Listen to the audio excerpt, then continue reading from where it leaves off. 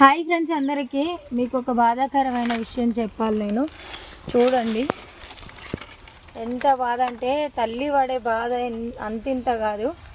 మా కుక్క అయితే పిల్లలు పెట్టింది, కానీ చనిపోయిన పిల్లలు అయితే అది మస్తు బాధ అంటే మస్తు బాధపడుతుంది. దాని బాధ చూస్తే అయితే మస్తు బాధ అనిపిస్తుంది నాకైతే. అది కడుపులో మోసి కానీ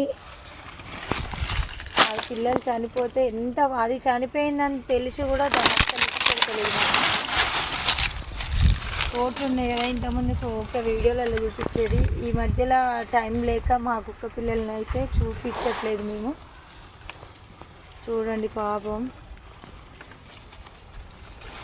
రోజులు కాకముందుకే కన్నదనమాట, అందుకే చనిపోయింది పిల్ల.